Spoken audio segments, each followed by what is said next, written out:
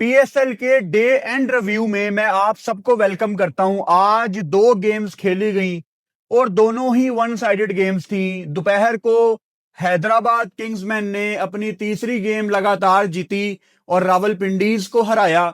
और आज अभी रात को इस्लामाबाद यूनाइटेड ने बिल्कुल one sided game Karachi Kings को हराई।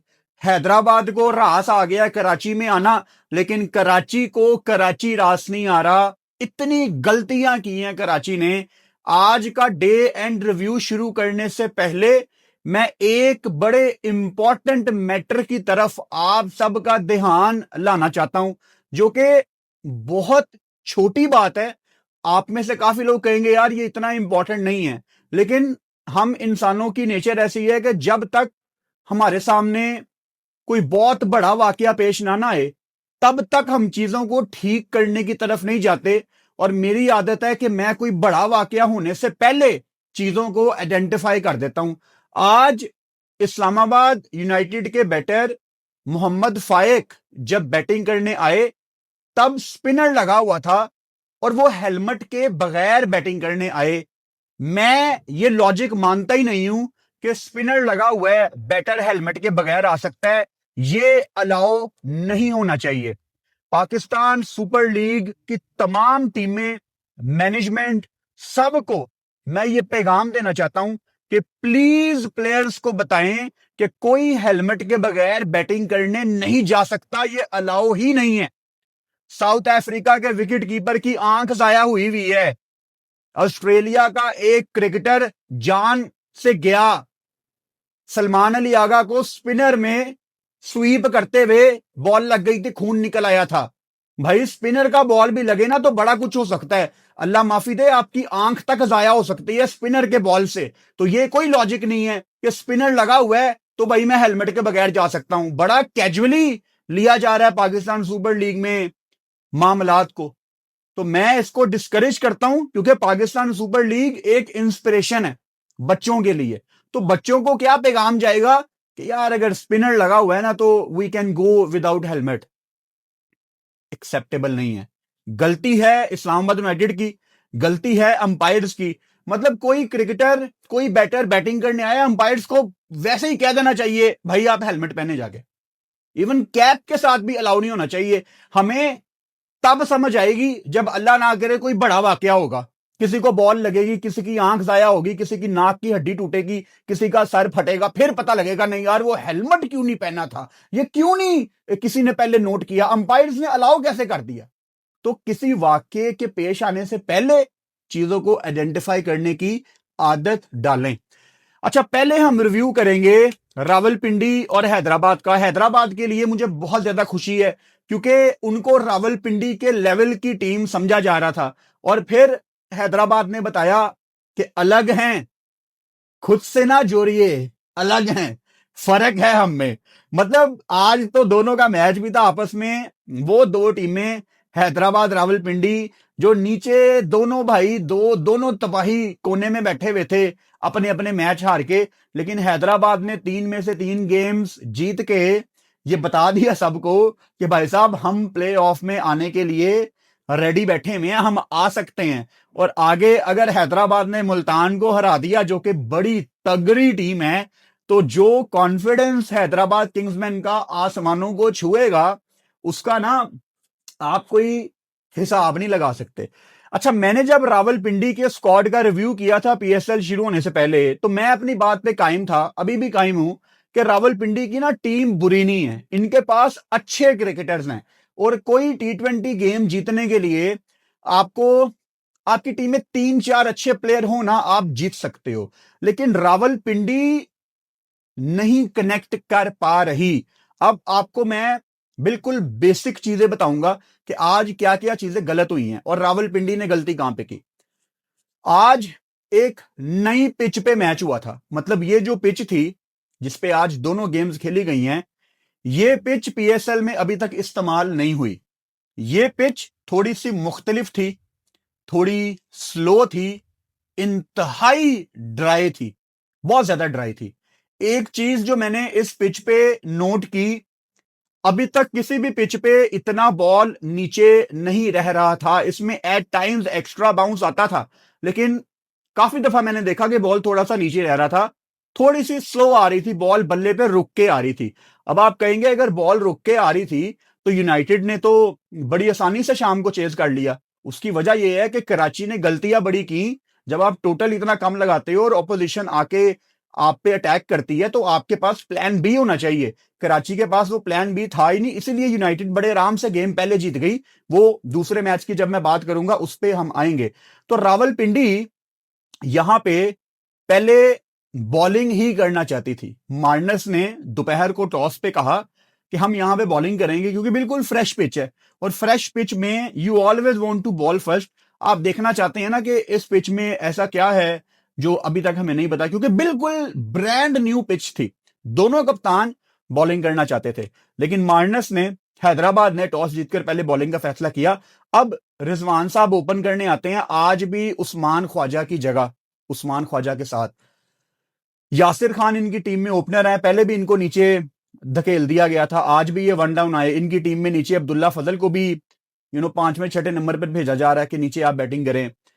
मैंने आपको पहले भी हजार दफा बताया, दोबारा बता देता हूं कि जिस टीम का कप्तान सेल्फिश है ना, मतलब रिजवान भाई बस कर दे यार, तूने कितने लोगों का हक खाना है। जिस टीम का कप्तान सेल्फिश है, जिसके ओनर ने रिजवान के ऊपर, रिजवान की बेस पे टीम बनाई है, जो कि अपनी जिंदगी की सबसे गंदी फॉर्म में है मोहम्मद रिजवान T20 में, तो वो भी रिजल्ट ऐसे ही प्रोड्यूस करेगी। अच्छा, उस्मान ख्वाजा को आउट किया मैक्सवेल ने। मैं दो खिलाड़ियों पे सबसे पहले बात करूंगा, यासिर खान और अब्दुल्ला फजल। यासिर खान 30 बॉलों पे 24। आपके अंदर इतना टैलेंट मौजूद है कि आप पाकिस्तान खेल सकते हैं, लेकिन आपको ना अपना गुरु चेंज करना है। यासिर खान एक ऐसा प्लेयर है जिसको बड़ी शॉट्स खेलना पसंद है, गेम को तेज करना पसंद है, लेकिन मसला यह है कि यासिर खान का हीरो है मोहम्मद रिजवान, और मोहम्मद रिजवान इस टाइम एक ठीक हीरो नहीं है। T20 की बात कर रहा हूं। पहले तो यासिर खान आपको अपना उस्ताद बदलना पड़ेगा। मैं मानता हूं यासिर को बहुत ज्यादा मोहम्मद रिजवान ने सपोर्ट किया है, मैं उसकी डिटेल्स में नहीं जाऊंगा, काफी चीजें मुझे पता है। लेकिन अब क्या आपने सारी जिंदगी रिजवान के नीचे लगे रहना है? अब क्या जैसे रिजवान कहेगा वैसे खेलना है? भाई आपका क्या काम है, आप रन बॉल वाली बारी खेलो। विकेट भाई थोड़ा सा स्लो था, मैं मानता हूं, लेकिन शाम को समीर मिन्हास की भी तो शॉटें लगी है ना, कुसाल पेरेरा ने भी तो आके गेम तेज की ना नियाजी के साथ। इतना भी स्लो पिच नहीं था कि आप बिल्कुल वहां पे बैठ जाएं कि हमने टेस्ट मैच खेलना है। बहुत ज्यादा मुझे डिसअपॉइंट किया यासिर खान ने।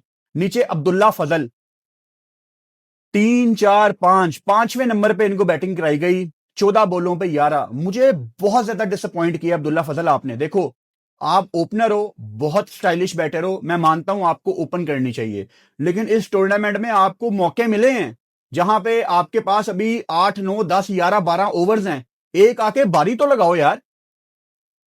ये वो मौके होते हैं जिसमें आपने अनाउंस करना होता है कि यार फर्क है मेरे में और बाकी मेरी पूरी टीम में। समीर मिन्हास की बैटिंग देखी है? समीर मिन्हास का 50 देखा है? डीप मिड विकेट में वो चौके लगा रहा है, प्रॉपर क्रिकेटिंग शॉट्स, कदमों का इस्तेमाल करके कवर्स के ऊपर से वो चौके लगा रहा है, रिवर्स स्वीप पे वो चौके लगा रहा है। टैलेंट है, दिखा रहा है वो, आप क्यों नहीं दिखा रहे? ये आर्ग्यूमेंट बिल्कुल ठीक है कि अब्दुल्ला फजल को ऊपर बैटिंग करनी चाहिए, लेकिन जहां पे बैटिंग आ गई है वहां पे कुछ तो दिखाओ यार। इस चीज के पीछे हमने नहीं छुपना कि ऊपर मेरी बैटिंग नहीं आ रही। नीचे आपका कोलैप्स लगा हुआ है, आप जल्दी बैटिंग करने आ गए हो। अब्दुल्ला फजल के पास कोई 11.5 ओवर्स थे यार, उसकी अप्रोच ही देख लो, टुक टुक वाली। ये पाकिस्तान सुपर लीग में जितने भी यंगस्टर खेल रहे हैं ना, आप सबको मेरा पैगाम है, ये रना बॉल खेल के तो कुछ नहीं लबना। अगर पाकिस्तान टीम में आना है, अटैकिंग क्रिकेट खेलनी पड़ेगी, फैंसी शॉट्स खेलनी पड़ेंगी। हमारे पास 35 पे 50 वाले बहुत हैं, कुछ निकल गए हैं, कुछ निकल जाएंगे। ये जो आपने रन बॉल वाली बारियां लगाई होती है ना, अपने आप को एक्सप्रेस करो, अपना टैलेंट दिखाओ दुनिया को। वहां कोई दूसरी लीग हो रही होती है, उनके लोकल बच्चे नहीं पकड़े जा रहे यार, क्या वो शॉट्स लगाते हैं। अब रावलपिंडी की टीम के अंदर लेजीनेस घुस गई है। लेजीनेस पूरी टीम में आपको रिजवान की झलक नजर आ रही है, पूरी टीम में। कप्तान साहब अपनी जगह छोड़ने के लिए रेडी नहीं है। मैं अब क्रिकेटर्स के आपको नाम तो नहीं बता सकता, लेकिन बच्चे बात करते हैं इनके पीछे यार ये सेल्फिश प्लेयर्स हैं। तो सोचना चाहिए था ये रावलपिंडी की मैनेजमेंट को कि वो किसको ले रहे हैं और किसको वो कप्तान बना रहे हैं और किसके इर्द गिर्द उन्होंने टीम खड़ी करनी है। मोहम्मद अली ने 3 आउट किए हैदराबाद की तरफ से। देखो ये तो हम अक्सर जिक्र करते हैं हैदराबाद के मैच में कि अली तेज बॉल करना शुरू हो गया, लेकिन आज मोहम्मद अली की बॉलिंग में पेस तो था ही था, कॉन्फिडेंस तो था ही था। एक और चीज मैंने नोट की है मोहम्मद अली की बॉलिंग में, घूरियां। अच्छी बॉल करके वो बल्लेबाजों की आंखों में आंखें डाल रहे थे। मैं सोच भी नहीं सकता था कि मोहम्मद अली इस पीएसएल में मुझे इतना इंप्रेस करेंगे। यानी कल को अगर मोहम्मद अली का दोबारा से पाकिस्तान टीम में नाम आ जाता है और इस दफा व्हाइट बॉल में और वो खेल भी जाते हैं, तो मैं सरप्राइज नहीं होऊंगा। बिकॉज हर मैच में मोहम्मद अली ने ना आपको अपना इंपैक्ट शो किया है। अब कुछ क्रिकेटर्स ऐसे होते हैं जिनकी कोई बहुत बड़ी फैन फॉलोइंग नहीं होती, मोहम्मद अली उनमें से एक हैं, तो लोग उनकी ज्यादा बात नहीं करते। लेकिन हम तो यहां दोपहर वाले मैच में भी लाइव बैठे होते हैं, हमारी नजरों से कुछ नहीं छुपा हुआ। तो मोहम्मद अली, आप जिस तरह की क्रिकेट खेल रहे हो ना, keep it up. I am sure कि आप व्हाइट बॉल पाकिस्तान से खेल सकते हो। और आपका पेस इस टाइम जो आ गया है ना भाई, 146 147, ये कुछ प्रीमियम बॉलर्स का ख्वाब है, इतनी तेज बॉल करना जितनी तेज बॉल आप कर रहे हो। और अच्छी जगह पे अराउंड द विकेट आके भी सेम कंट्रोल है जो ओवर द विकेट आप करवा रहे हो। फिर बैक ऑफ द हैंड है आपके पास, यू हैव एवरीथिंग भाई, तो good job. Saim Ayub 4 over 14 run. मुझे बिल्कुल भी साइम की बॉलिंग पे बात नहीं करनी, बिकॉज उससे फर्क कोई नहीं पड़ रहा फिलहाल, क्योंकि आज भी साइम ने हैदराबाद की बैटिंग में भी आऊंगा डिटेल में, साइम के ऊपर करते हैं बात। Maxwell got 1 wicket of Usman Khawaja. Early on Hasan Khan बड़ी शानदार इन्होंने जगह पे बॉल की। हुनैन शाह वंस अगेन 3 विकेटें इन्होंने ली। और डैरल मिचेल, अब्दुल्ला फजल, मुबस्सिर खान को आउट किया। डैरल मिचेल, अब्दुल्ला फजल की अच्छी विकेटें हैं ऑब्वियसली। हुनैन शाह आपको टूर्नामेंट में मोस्टली अच्छी बॉलिंग ही करते नजर आ रहे हैं, और मैंने पहले भी जिक्र किया था कि काफी आपको इंप्रूव्ड बॉलर नजर आए हैं हुनैन शाह इस सीजन में। और आसिफ महमूद जिन्होंने पिछली गेम में 4 विकेटें ली थी, आज 3 ओवर 35 रन 1 विकेट। मास सदाकत आज अपनी विकेट जल्दी दे गए आसिफ अफरीदी को, लेकिन कोई बात नहीं, माद आगे करेगा रन। मार्नस लबुशेन, अब इनकी ना अर्ली ऑन हैदराबाद की ऊपर से विकेटें की नहीं है। 121 का टारगेट हो और हैदराबाद के चेज में ऊपर से 3 आउट हो जाएं, 29 पे 3 आउट थे, तो थोड़ी देर के लिए एक्साइटमेंट आ गई थी कि यार कुछ भी हो सकता है।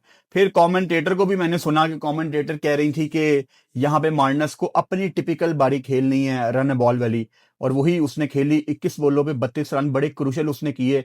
साइम अयूब पे अब आ जाते हैं, 11 बॉलों पे 15। मतलब साइम, पिछले मैच में मुझे उम्मीद आई थी कि अब आप रन करेंगे, आप अच्छे रिदम में नजर आ रहे हैं, लेकिन साइम का सीजन इतना खराब जा रहा है कि साइम बंदा यहाँ पे क्या करे यार। मतलब इतना टैलेंट मौजूद है साइम अयूब में, और इसी तरह अगर साइम की पीएसएल खत्म हो गई तो आई डाउट कि साइम अयूब का नाम पाकिस्तान टीम में फिलहाल आएगा। और ये कसूरवार साइम अयूब इसका खुद है। साइम, जितने मौके आपको मिले हैं ना भाई, आप बहुत लकी हो, आपको इतने मौके मिले हैं। बिकॉज पाकिस्तान में लोगों ने पूरा जोर लगा दिया, और फॉर द राइट रीजंस, कि साइम को इतने मौके क्यों मिल रहे हैं, ये तो फेवरेटिज्म है वगैरह वगैरह। लेकिन साइम अभी तक साबित नहीं कर पाया कि अगर मुझे मौके मिल रहे हैं तो वो ठीक मिल रहे हैं। मतलब साइम का यार एक 100 नहीं है पीएसएल में। और साइम का 100 इसलिए मेंशन कर रहा हूं कि साइम उस कैटेगरी का प्लेयर है जो सीजन में एटलीस्ट कोई 200 तो लाजमी लगाए ना यार।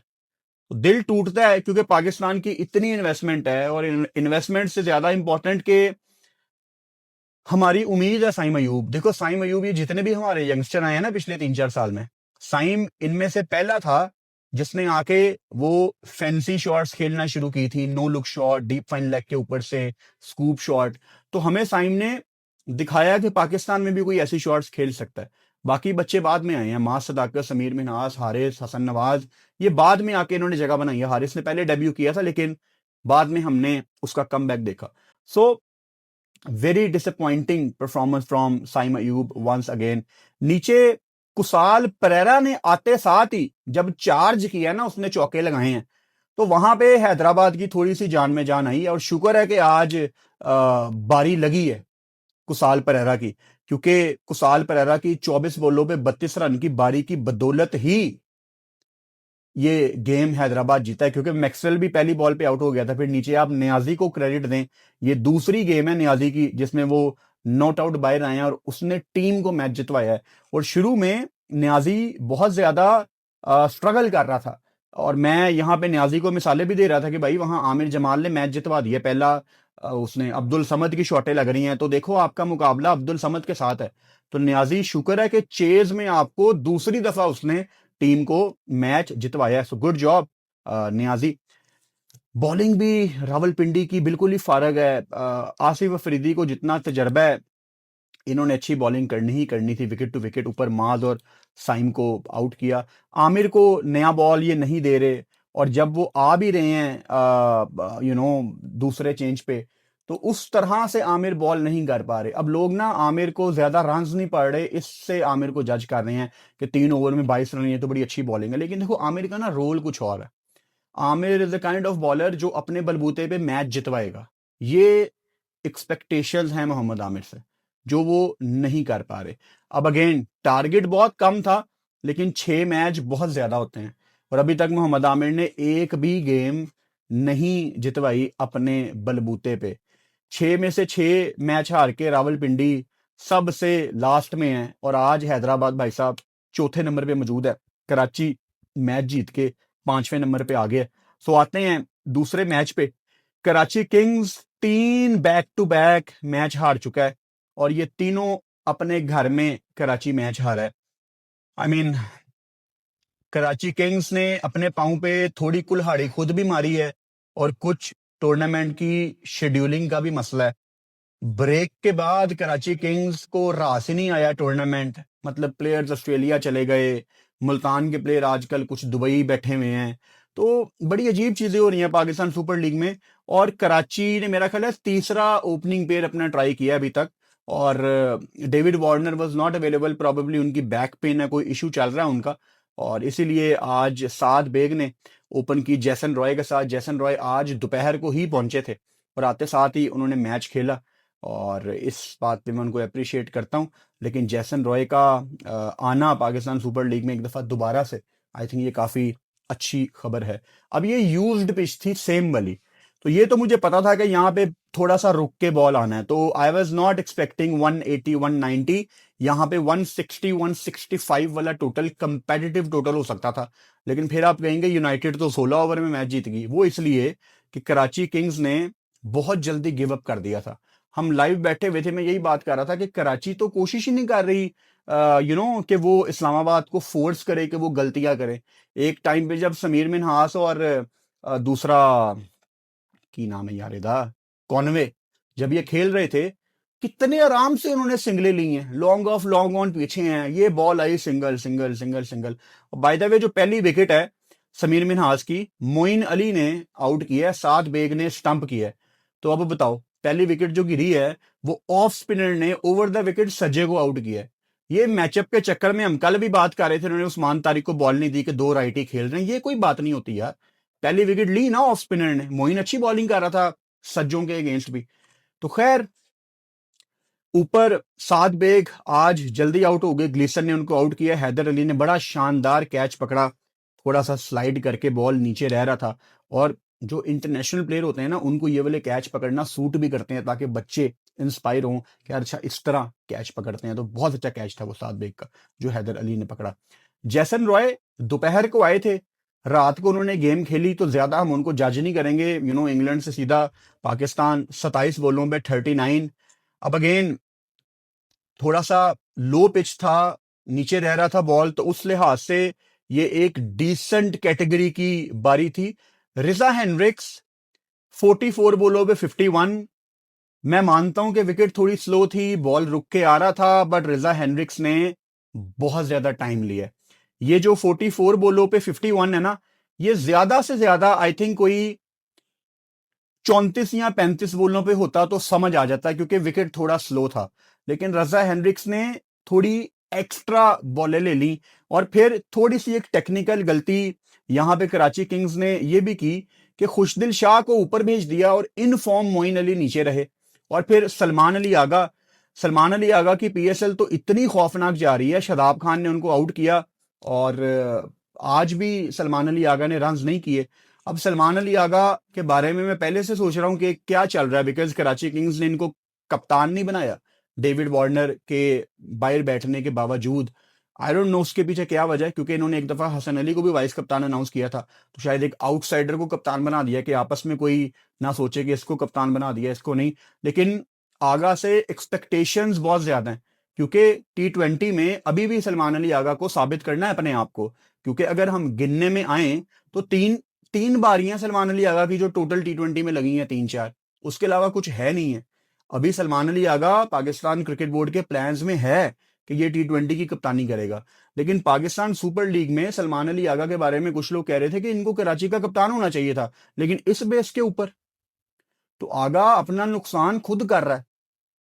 आगे कराची की जो गेम्स रहती हैं, सलमान अली आगा को फ्रंट से लीड करना पड़ेगा और बताना पड़ेगा कि मैं पाकिस्तान का कप्तान हूं। देखो, सलमान अली आगा या कोई भी जो पाकिस्तान का कप्तान है वो इतनी बुरी बैटिंग नहीं कर सकता। सलमान अली आगा T20 में अपना आगे रास्ता तंग करते जा रहे हैं ऐसी गंदी क्रिकेट खेल के।